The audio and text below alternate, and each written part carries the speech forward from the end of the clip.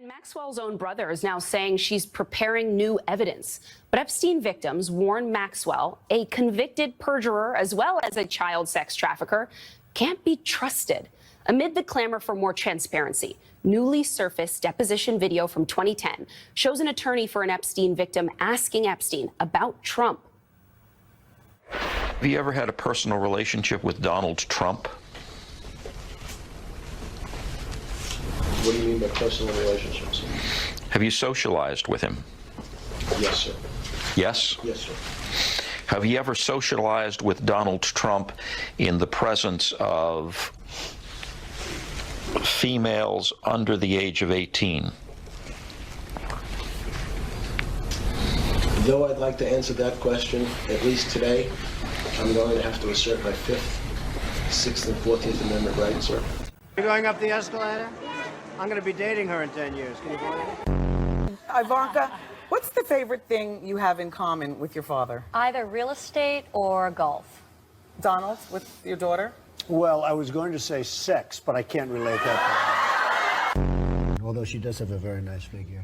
I've said that if Ivanka weren't my daughter, perhaps I'd be dating her. You know? I'll go backstage before a show. Yes. And everyone's getting dressed and ready and everything else. And, you know, no men are anywhere. And I'm allowed to go in because I'm the owner of the pageant, and therefore I'm inspecting it. You know, I'm inspecting. I want to make sure that like everything is good. You're there. Yeah, the dress. Is everyone okay? You know, they're standing there with no clothes. Is everybody okay? And you see these incredible-looking women, and so I sort of get away with things like that. Okay, now I want you to take a look at this powerful clip of U.S. Attorney Alina Habba, one of Trump's attorneys with the Justice Department, but not only that, she used to be his personal defense attorney, who he appointed to be a U.S. attorney in the Justice Department. And recently, and just in the last week, news came out that a judge has ruled that this was illegal for her to have been serving in that capacity. This was just about 4 or 5 months ago. Back on February 27th of 2025, and Alina Habba, U.S. Attorney for New Jersey, Trump supporter, formerly his personal attorney, one of his personal attorneys, she's actually confirming to Piers Morgan on his television broadcast in this clip, get this, that not one but many high-profile clients of Epstein were identified by the Justice Department through sources of evidence, including Epstein's flight logs. Piers Morgan asks Alina, will those client names be shocking? And she replies that she couldn't imagine how they wouldn't be shocking. And she added, and I quote, there were so many people hidden and not held accountable. Let me just say that again. This is a quote from her. You're going to see it for yourself. She says, there were so many people hidden and not held accountable. And then she says, to hide lists, she actually says that, to hide lists, to protect political friends, all of that, we don't have time for that. End of quote.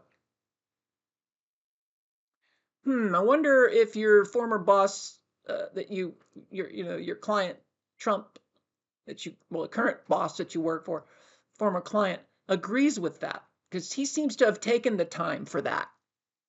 Take a look at this. That's clear. Talking of another puzzle, the Jeffrey Epstein Files, we're told, are to be imminently unleashed. And already we saw the Attorney General Pam Bondi say that the scale of what happened is far worse than anyone realized. Well over 200, maybe 250 victims, and that we're going to get information either later today or tomorrow from these files. What can you tell me about that?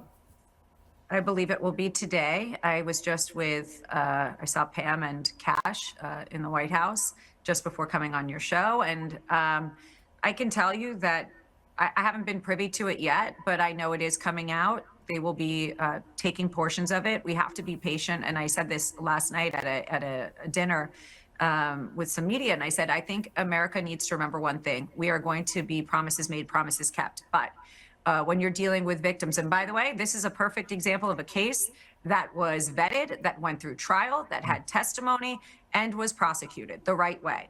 I don't preemptively attack. That's just not the way I operate. But in this case, in Epstein's case, it is incredibly disturbing. We have flight logs, we have information, names that will come out. Is it going to be shocking? I don't see how it's not shocking that there were so many individuals that were hidden and kept secret and not been held accountable. Let's talk about the reverse. I believe in accountability. So you have to now go through your process. Now, I won't say they're guilty until they go through their time in court. But again, now it's time for accountability. We have seen for so many years, Pierce, in this country, many investigations, subpoenas, testimonies in Congress, et cetera, et cetera. But there's a general frustration with accountability. We take it halfway, we don't take it home. And I really believe that now with Cash and Pam, there will be accountability. And we know that only one person so far has actually gone to prison over that whole scandal. It was Ghislaine Maxwell, the former lover of Jeffrey Epstein. No man so far has actually been put in prison as a result of what happened. Do you think by releasing information from these files, we are likely to see criminal actions being taken? Absolutely. Really? I think it would be negligent for us not to. You have to hold individuals who are indeed rapists accountable. We have to have them tried, in my opinion. And I do believe in that. You know, nobody should be just dismissed. You have to have your time in court and your case will be heard. But to hide lists, to protect political friends, all of that, we don't have time for that. There will be some people who say, okay, I totally agree with you. So why have the Tates been allowed to fly to the United States and avoid justice in Romania? Okay, so again, we're not the Justice Department in charge of the Tates. Okay, so that bodes the question then, who is lying? Is it U.S. Attorney Alina Habba? Or is it Donald Trump? That's not a trick. It couldn't be more of a softball question, right? We know who the liar is. It's just, if his lips are moving, you know, he's lying.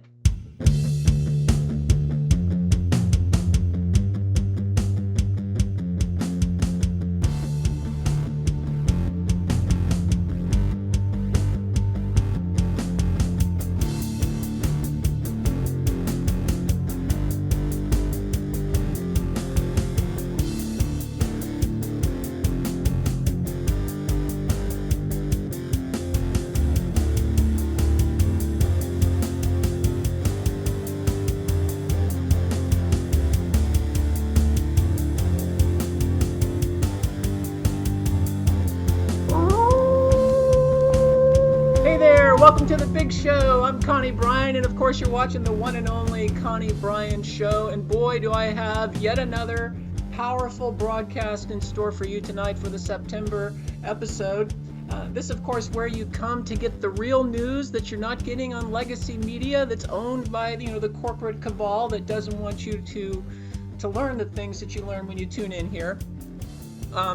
I've got so much to cover, so we will also, on this episode, like the last one, hold off on welcoming the welcome to each of our markets. But I'm so excited that the Connie Bryan Show has grown to now reach nationwide, coast to coast, with over 20 markets. And I just want to say welcome to each and every one of you, wherever you are, and also worldwide on the web. Thanks for tuning in to the Connie Bryan Show. And do me a favor, please. Help me overcome the shadow banning that's I'm a real big target of and have been for a long time, because I'm bringing you such truth to power content. The powers that be, who control not only the legacy media but also the social media platforms and video streaming platforms like YouTube and Facebook and Twitter and others, they're definitely holding my content back. And so, like, if you were to go on YouTube and find any of my content, you'll see I've even put some a narrative on a lot of them so that you can read that and see what I'm being targeted with, where they're holding back my content and making it hard for people to find and search. So please, if you would, help me go and seek out my content on Rumble and share it. Okay, you can also find it on my website at conniebryan.com. Now, I did want to touch on something else. I want to apologize because on the last episode, we had to devote so much time to the Epstein-Gate Trump cover-up. That was part 1, and this is going to be part 2, that I ended up not taking any time to address the even bigger concern. Both of these are just monumental concerns, but of course, the bigger concern is the ongoing genocide in Gaza by Israel against innocent Palestinians. And so I just wanted to say I'm sorry that I didn't continue to touch on it in that last one. I was so overwhelmed trying to get this Epstein-Gate story covered in part 1. So we're going to touch on a little bit here at the beginning on this ongoing genocide by Israel, which has now turned into a forced artificial, in other words, not a natural famine, but a weaponized famine that has been decreed, has actually been called that by the United Nations now. Now, I've told you in prior episodes that Netanyahu has been declared a war criminal by the International Criminal Court. There's a warrant out for his arrest for genocide and war crimes. And now what we're seeing is this incredible, just unconscionable degree of starvation that is happening because Israel is blocking aid shipments of food, and it's a weaponized form of famine that's been caused by Israel. Already hundreds of innocent Palestinians have died, most of which recent reports have confirmed, most of which are children. This is just, I mean, the word unconscionable doesn't even come close. What is wrong with all of you, all of you in Israel who think that this is okay? I know there's a large number of Israelis who don't think this is okay, and I just want to thank you, and I want your voices to get even louder. But what is wrong with those of you who think that these atrocities being committed against innocent Palestinians are okay because of your Zionist belief that you are entitled to that land and that's your holy land? I mean, this is just crazy.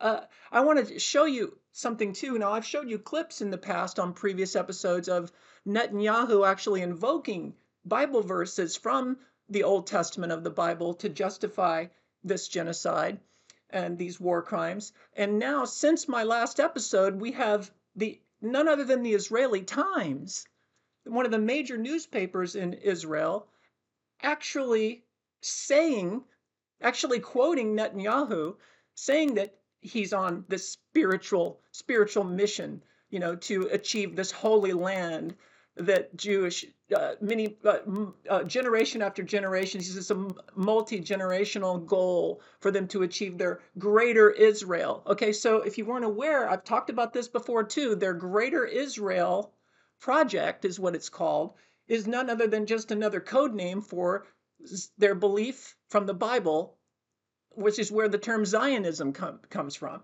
It's basically the promised land, Jerusalem. It's their biblical belief, their fraudulent, man-made biblical belief that they are entitled to a broad range of land over there that goes way beyond even where they're at now in Gaza, way beyond. And so now they're referring to this belief in this Zion that they say God ordained them to have, which, like I said, is why he's invoked the Bible verses I've shown you in previous clips. And so now they're calling it the Greater Israel Project. And let me just share with you this article just real briefly. I'm just not going to read a whole lot of it, but just the beginning part. It's from the Israeli Times, and it says, Israeli Prime Minister Benjamin Netanyahu describes his current role as a historic and spiritual mission, strongly supporting the vision, get ready for this, of a greater Israel, which he believes encompasses territories beyond Israel's current borders, like I just told you. In a recent interview with I-24 News, Netanyahu expressed that he feels deeply connected to the idea of a greater Israel, stating, and here's a quote from him, from Netanyahu, "I am on a mission of generations. If you are asking whether I feel this is a historical and spiritual mission, the answer is yes." End quote. He emphasized that this mission is not just personal, but reflects the aspirations of generations of Jews who have dreamed of returning to their homeland. They've already, created Israel long ago. But what they are calling their homeland is this Zion teaching that's all throughout the Bible, especially the Old Testament. That says that the promised land for God's chosen people, okay, they're God's chosen race. See where racism really began? One of the earliest places where it has its roots is right there in the Bible, with the Jews saying, we're the chosen race and God prefers us first and foremost, and God has given us this area. And the area, like I said, that he's referring to, the Greater Israel Project, is much broader. It encompasses areas that actually go into parts of Egypt, parts of Syria, parts of even Saudi Arabia, I think Iraq too, and Lebanon. I may have left out a couple. It's a very broad region that Zion defines in the Bible. So you can see right here, the Israeli Times is documenting Netanyahu outright admitting this agenda. And this is what's behind all of this genocide and trying to displace the Palestinians, the ethnic cleansing. And I just want to say, as I wrap up this portion of the episode tonight, so we can move on to part 2 of Epstein-Gate, I just want to say to the United Nations, what good are you if you don't create a peacekeeping force and stop this? It's been 2 years. It's already been, we're coming up on 2 years of this genocide. How in God's name, as we understand God, being including all of us, not just one religion, how are you any good at all if you continue to stand by and not create an international peacekeeping force and go in and stop this genocide? After, like I said, the International Criminal Court has already declared that it's genocide and created a warrant for Netanyahu's arrest for it. Now, how are you an international policing agency, which is what you're supposed to be, the United Nations is, and you turn a blind eye and don't go in and stop it? You can't just keep saying it shocks the conscience. That's what we hear them say frequently. Something will happen, like the people standing in line waiting for food getting shot. Now that's into the hundreds, if not 1,000 by now. And now the innocent children, men, women, and children dying of starvation, and they want to say, oh, this is unconscionable and this is it shocks the conscience. Well, then freaking do something about it. How many times have we seen the United Nations create a peacekeeping force in other situations? Remember Kosovo? The situation in Serbia with Milosevic and the genocide going on there, and how we the United Nations created a peacekeeping force and went in and stopped it. What the hell are you waiting for? Your own special rapporteur that you've assigned to this situation has declared this genocide. So what are you waiting for? All right, we need to move on to part 2 of Epstein-Gate. And the two actually are connected. If you didn't realize it yet, let me just tell you, the whole situation with Epstein, there's so much evidence that is pointing to his connections, his apparent connections with Mossad and Israeli intelligence and the CIA, from multiple different sources, are all pointing to the fact that he was acting most likely as an asset of those agencies, especially Mossad.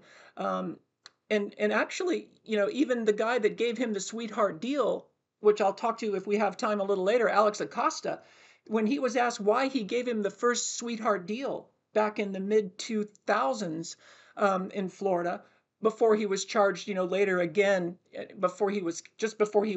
he died mysteriously in prison. But the first time was 2005 when he was given this sweetheart deal where he should have been charged much stronger, but he was given this deal where he was allowed to he was allowed to leave the prison during the day and only come back and sleep there at night. And it was on 18 months for only like one minor charge of soliciting prostitution with a minor, when really there were several other minors that he should have been charged with rape and all this underage rape and stuff. And so when asked why Acosta gave him this sweetheart deal, Acosta even said, well, I was told he was intelligence, that it was above my pay grade and to leave it alone. And so there are multiple other sources who have confirmed that he was intelligence, and the people that he was strongly connected to, like Robert Maxwell, Ghislaine Maxwell's father, on record as a Mossad asset, helping Mossad, I think it was back in the 80s, I want to say. Might have been a little later than that, but I think it was around the early 80s or so, helping Mossad get the promised software with a backdoor of surveillance on it into Los Alamos and our nuclear weapons development agencies to spy on us. And so that's all on record. And like I always tell you, if you really want to get up to speed on a lot of this stuff that I'm talking about right now about his intelligence connections, you got to check out Whitney Webb's One Nation Under Blackmail, Part 2. Now, let's go ahead and let me give you just a quick recap of what we talked about in Part 1 if you didn't see it.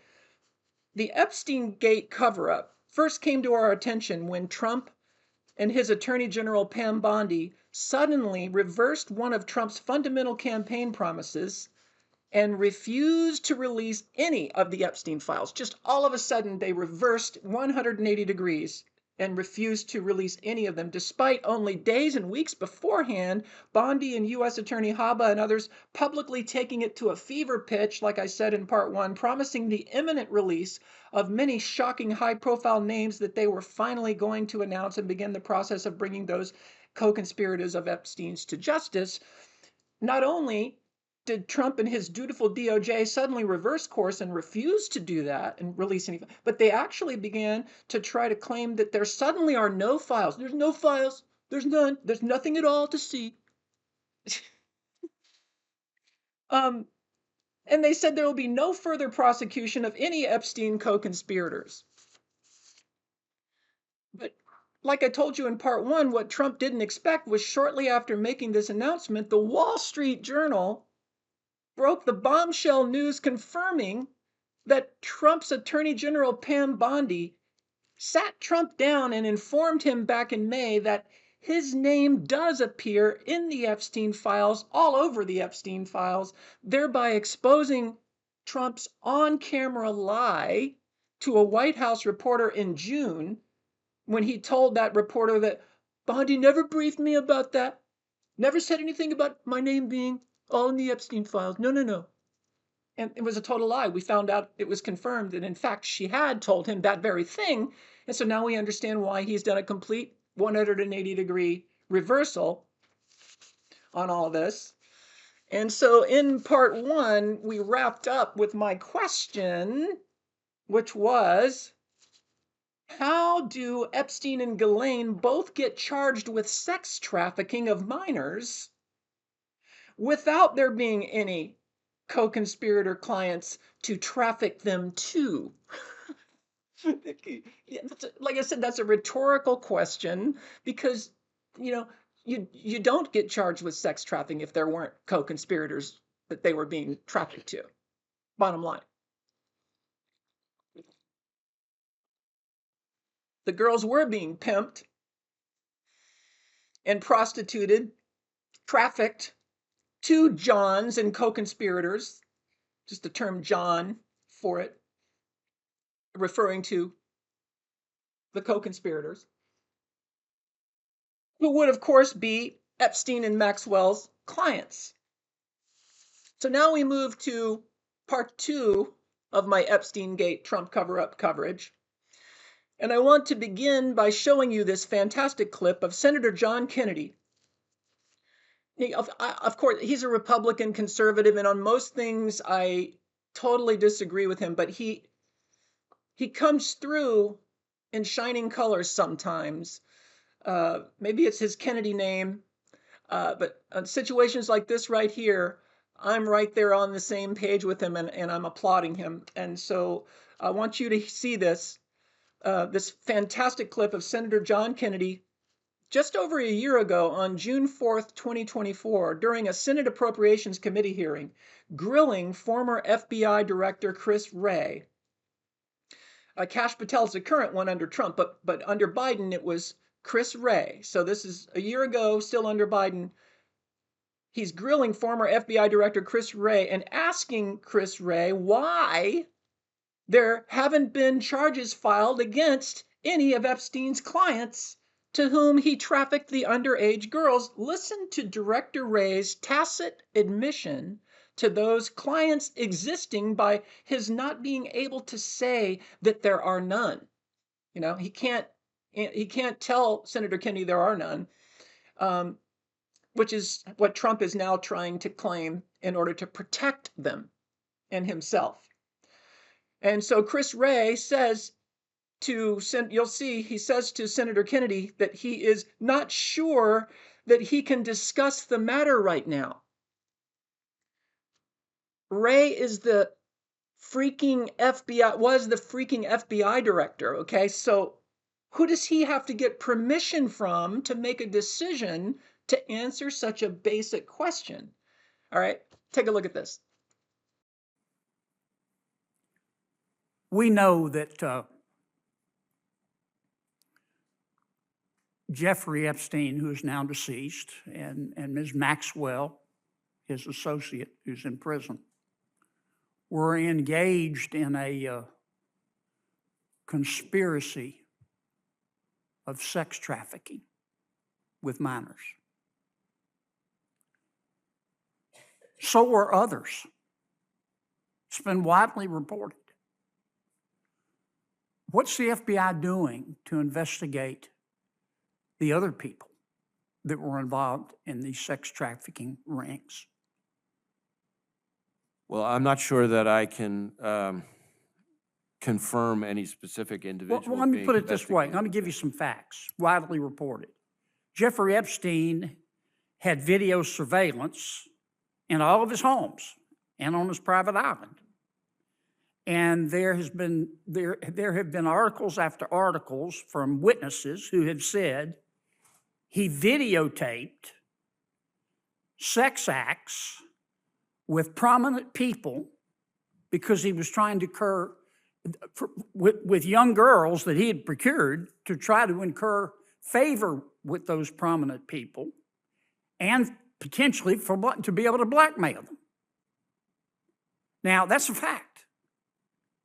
And the FBI and other federal agencies have raided his houses. Do you have those tapes?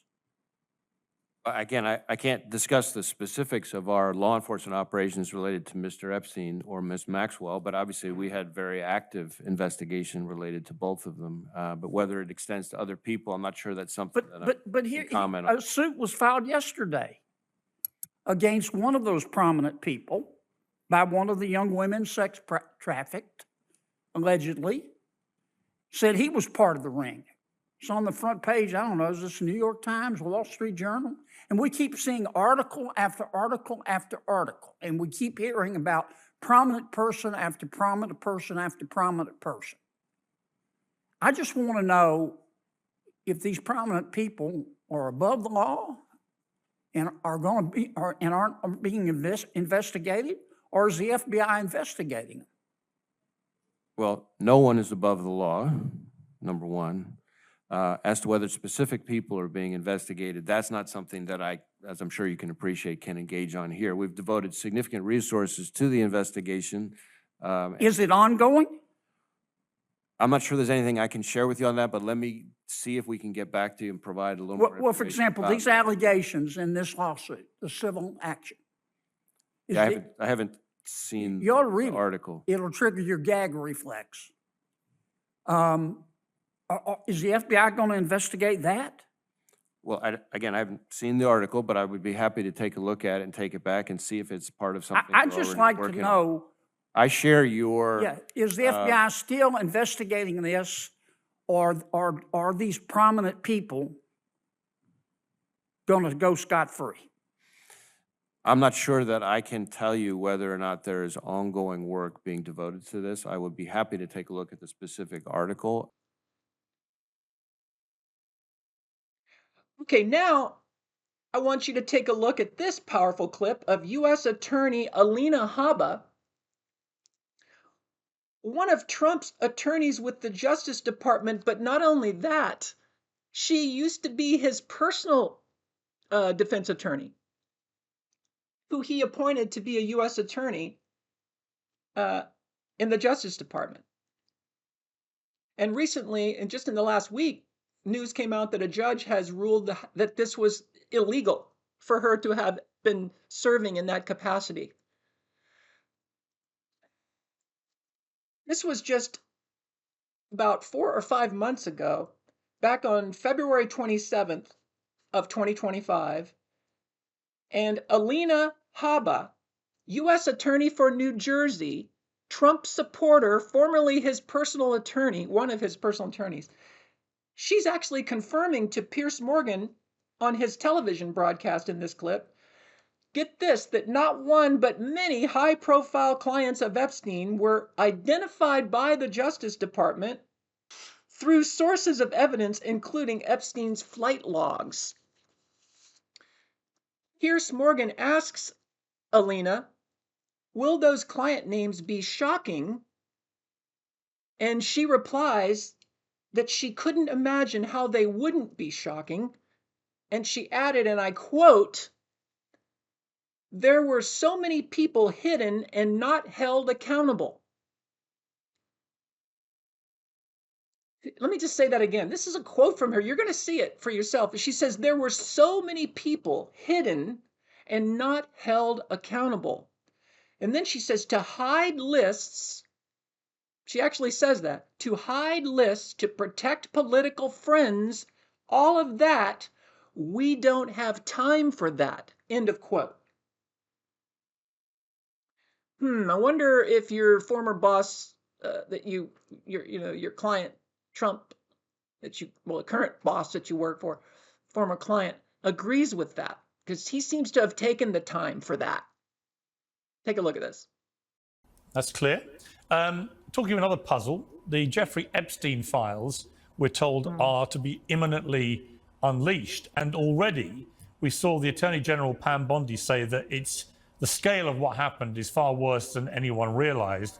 Well over 200, maybe 250 victims, and that we're going to get information either later today or tomorrow from these files. What can you tell me about that? I believe it will be today. I was just with, I saw Pam and Cash in the White House just before coming on your show. And I can tell you that I haven't been privy to it yet, but I know it is coming out. They will be taking portions of it. We have to be patient. And I said this last night at a dinner with some media. And I said, I think America needs to remember one thing. We are going to be promises made, promises kept. But when you're dealing with victims, and by the way, this is a perfect example of a case that was vetted, that went through trial, that had testimony, and was prosecuted the right way. I don't preemptively attack. That's just not the way I operate. But in this case, in Epstein's case, it is incredibly disturbing. We have flight logs, we have information, names that will come out. Is it going to be shocking?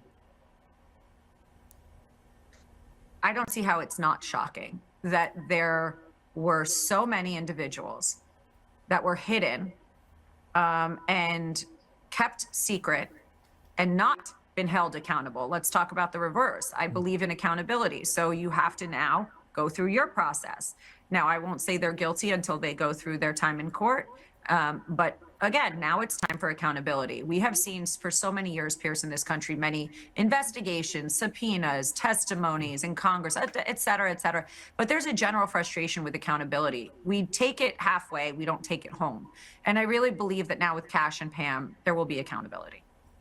And we know that only one person so far has actually gone to prison over that whole scandal. It was Ghislaine Maxwell, the former lover of Jeffrey Epstein. No man so far has actually been put in prison as a result of what happened. Do you think by releasing information from these files, we are likely to see criminal actions being taken?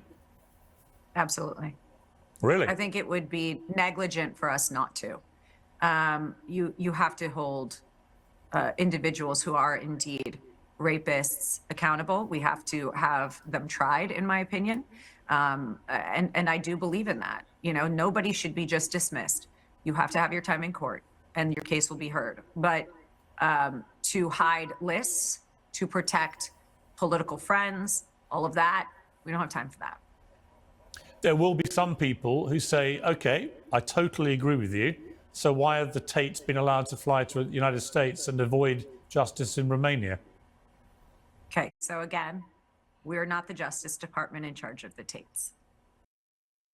Okay, so that bodes the question then, who is lying? Is it U.S. Attorney Alina Habba? Or is it Donald Trump? That's not a trick. It couldn't be more of a softball question, right? We know who the liar is. It's just, if his lips are moving, you know, he's lying. So, I just, you know, right now, I just have to say, Trump is, he has to be well aware this is never going away.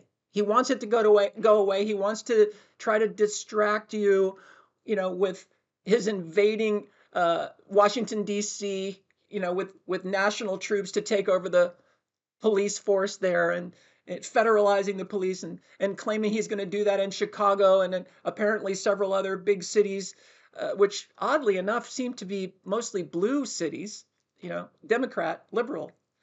And I haven't heard of any that are conservative yet, where he plans to nationalize the police and bring in the National Guard and all this. He's trying to distract you with these kind of things. Not that we shouldn't be concerned about them, but we can't let ourselves get distracted from his cover-up of the Epstein Files. And we can't let ourselves get distracted from the genocide in Gaza either, which he's enabling. He should have stopped it long ago. But see, he is completely compromised by the Israeli lobby, the Zionist lobby. He's compromised from two different directions. He's compromised by Putin, and I showed you that. Make sure if you haven't seen it, go back a couple of months and find my episode where I showed you the evidence of Trump being compromised by Russia, Putin, and the KGB.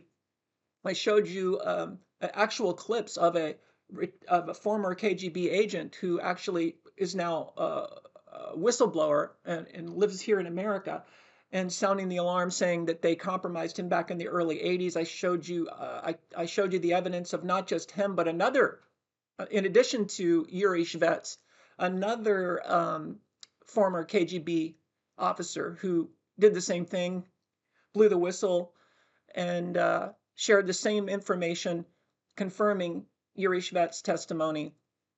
And I showed you some other testimony, some other evidence of a current high-ranking Putin official. I forget his name now, but go back and watch that episode where they're actually saying that that Trump is going to have to fulfill obligations.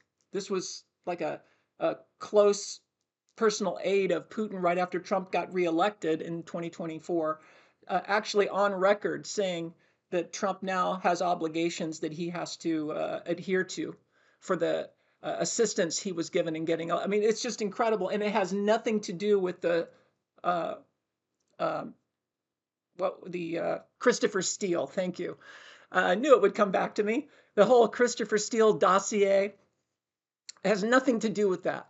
The evidence I've shown.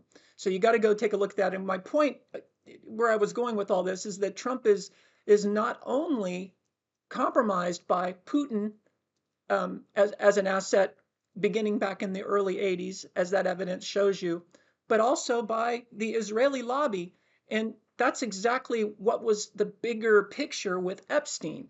He's just a middleman You have to understand that Epstein, this wasn't just about Epstein and sex with underage girls and whether Trump was, to the degree to which Trump was involved. This is how Epstein was just a middleman being enabled, being given the wealth he was given and the resource he was given for the purpose of compromising high-profile people, politicians, members of royal families, you know, like the British royal family and Prince Andrew that was caught up in all of this. So it's much bigger than just the situation with Epstein and whether or not Trump's involved and who else is involved in having sex. It's the fact that Epstein was an Israeli intelligence asset, also CIA and Israeli intelligence working to use him to get compromise on people and be able to have that in case they want. It wasn't even that compromise was ever having to be used. It was that they wanted to just have it to hold over people in order to get them to do their bidding when it came to Israel's, you know, greater Israel project. And so this is why we see Trump turning a blind eye to the genocide, because he's completely compromised by Israel. Now, let me continue. After I showed you that clip with attorney Alina Habba, I've lost track how many times the story has changed since Alina Habba and Pam Bondi both told us over the last 4 months that a shocking list of Epstein's many high-profile clients was about to be made public. And after Attorney General Bondi even specifically admitted that they had not hundreds, this is what Bondi said in one of her press conferences, that they had not hundreds, and not thousands, but tens of thousands of hours of video of sexual abuse of underage girls. And you saw when I showed you that clip of Chris Wray, he's saying, I can't talk about all these people we're looking at. I can't give you their names and tell you what's happening. But he said, maybe I can look into it and maybe get with you later. What he means is behind closed doors and give you some kind of an answer. But I can't do it publicly. He's admitting that they were involved in investigating and they're aware of all these other co-conspirator Johns, that they confiscated the videos when they raided Epstein's properties. So we know that those videos exist, and they're refusing to bring them forward. First, it was a DOJ announcement that there are no Epstein files. Nothing to see here. Time to move on. Nothing to see. Then we heard Trump get angry at the reporter who tried to follow up with a couple of questions about this, and Trump lost his shit. Remember that? On camera in that cabinet meeting, and went off on the reporter saying, why are you still talking about Epstein? Who cares about that creep? It's like a pot calling the kettle black, isn't it? Trump calling Epstein a creep. But making it crystal clear to all of you MAGA Trump followers, if it wasn't clear to you already, that Pam Bondi is, of course, following Trump's orders in all of this. She's his lapdog. That's it. And then the story changed again when Trump couldn't get the entire world to stop talking about the obvious cover-up. And after telling us there are no Epstein files, no Epstein co-conspirators, now the new version is, well, there are Epstein files. Okay, there are. Well, okay, so now you're admitting you lied. So now he's, but many of them are just a hoax, a Democratic hoax. It's just a Democratic hoax, falsified by the Democrats. And Pam Bondi will release the files, he says, that she deems credible. Right, yeah, so we're supposed to believe that. Whatever she brings forth is just going to be all that's credible. No, it would only be who they want to implicate, you know, of course, just on the Democrat side. See, they know they can't do that because if they implicate anybody, really, truly, if they were to try to do that, those people are going to spill the goods on them, on their Republican people who are compromised. So they can't have any credibility after all the different all the different, not just one, but all the different times they did 180-degree turnaround versions of their story, which happened like within only a week or two, all these turnarounds. And I just have to say, I want to add to this point, if we were to be hoodwinked and buy this Democratic hoax BS that the Democrats falsified and faked files in order to what? What's he saying? He's saying they did that in order to incriminate Trump and Republicans. Well, then, okay, what sense does it make if that's the case? You know what I'm going to say. It's obvious. If they did that, what sense does it make that they never made use of such a powerful political weapon? And they never released any of that under Biden. Okay? The reason, I'm going to tell you the reason why it's not a hoax, and it's all very legit. These people are all, there's compromise on both sides, Republican and Democrat. And like I said a few minutes ago, Trump really knows he can't implicate the Democrats because those people have knowledge that they could then turn around and implicate and name names of the Republicans, probably in himself. See? So both parties are equally compromised, and that's the reason why neither party has wanted to bring this out. And this is all the more reason why we have to bring it out. Because the people who know what's in those files absolutely are just panicking at the idea that the American public, that the world public at large could ever get access to learn just how corrupt the system is. They cannot afford, this is what they're thinking. They're just losing their shit behind the scenes, panicking at the idea that we, the people, might learn the insane, the exponential degree of corruption that they have and are engaging in. That's how big this is. The pedophilia that they have engaged in. And a lot of times what's involved, this goes back, hundreds of years. This was something that the mafia would always, try to do, is get sexual compromise, extortion tapes on people. And they try to get you by, oftentimes what they do is they don't even have to do it secretively. They just say, look, you want to be in the power, you want to be in the power circle and the power elite. You want to be wealthy and have special privilege and be above the law and be part of our game, if you will, our club, like Carlin is known for saying it's a big club and you're not in it. So much of the time, what goes on is they say to people, these high profile individuals that they want to get compromise on, that they want to exploit, if you will. In other words, that they want to use. They say to them, we'll help you get into power, but we have to be able to trust you. And it's sick the way they mean trust, not in a good way. But they say to them, you have to agree to this. We're going to get you on tape, having sex with an underage person, like with a child, and we're going to have this in the bank, as it were, and then we're going to let you, rise up and have great success and wealth and help you become, elected into high political positions. And then you are going to be ours. You're going to do whatever we tell you to do. And people agree to it. It's not always done just covertly and people are caught by surprise. Oftentimes from the very beginning, they know what they're allowing themselves to be caught on camera doing, to be recorded on camera doing.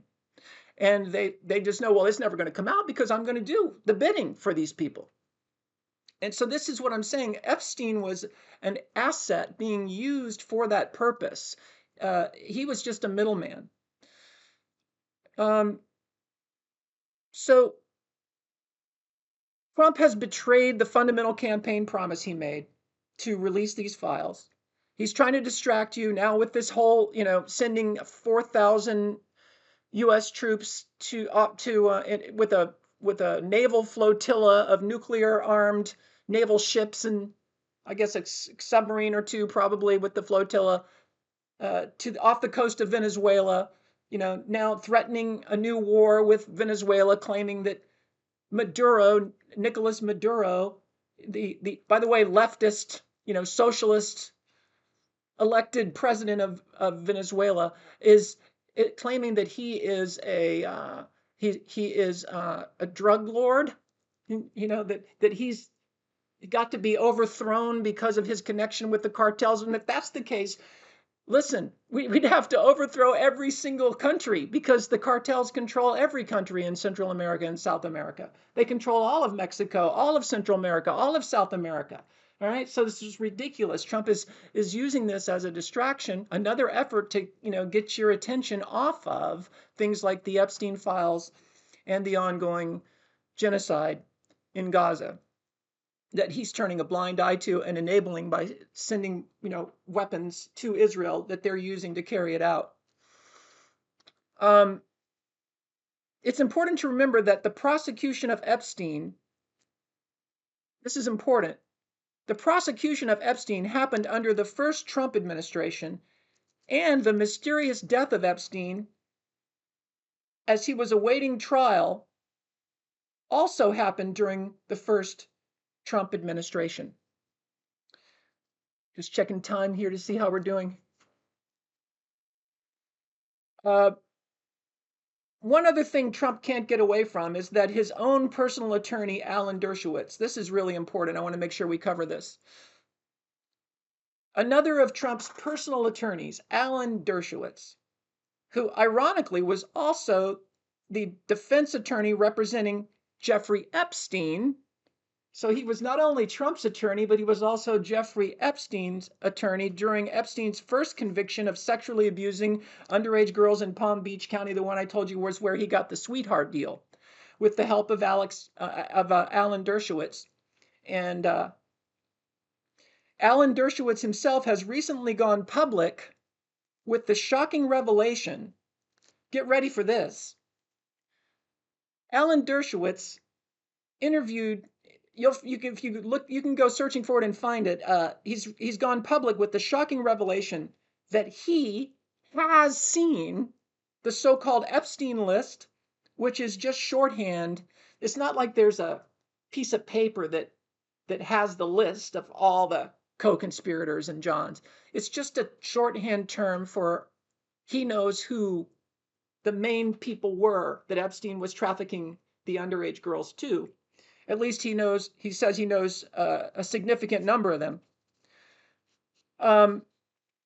Many of whom have been accused by child victims of being who Epstein trafficked them to. So it's not just Alan Dershowitz saying he knows, but also it's victims who were underage who have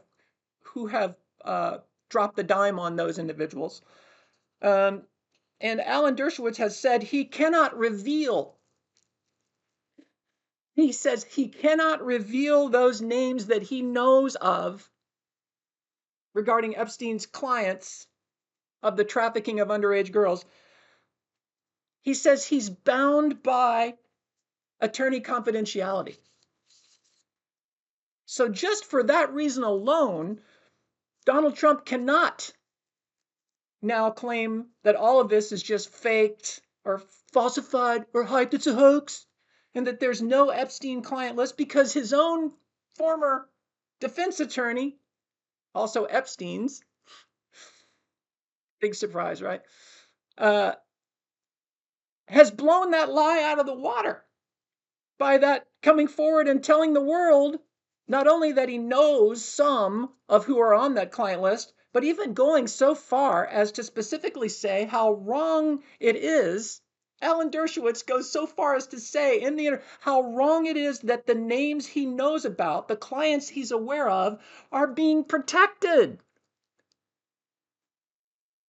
You see what I mean? This is just so damning it just so exposes Trump's lie. It's just so many things expose Trump's lies, and you're not getting it from the mainstream media. Of course, that's why you keep tuning into my show. Speaking of Alan Dershowitz being Epstein's defense attorney in Epstein's first conviction back in 2005, I mentioned this a little earlier. Epstein was given an unbelievable sweetheart deal by then U.S. Attorney Alex Acosta, who would later be appointed by President Trump. See the favors that they do for each other?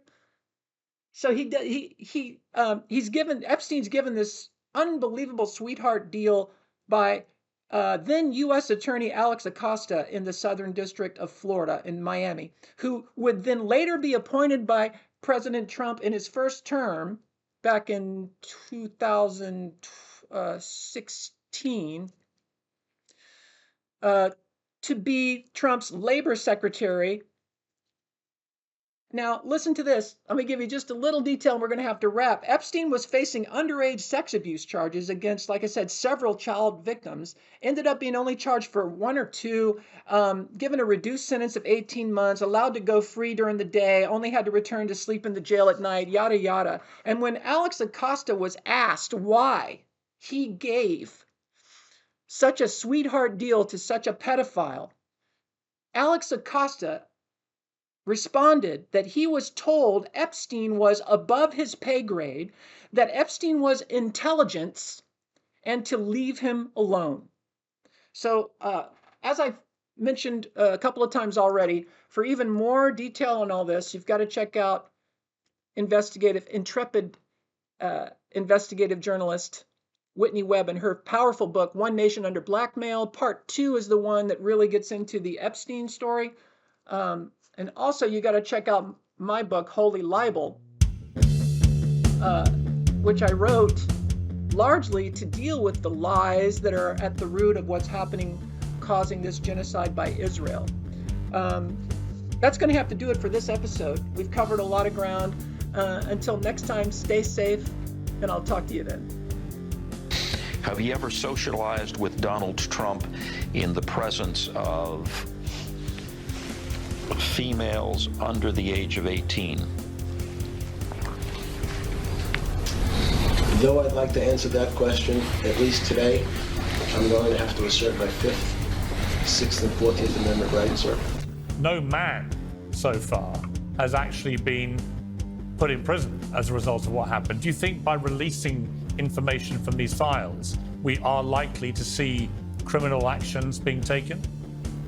Absolutely. Really? I think it would be negligent for us not to.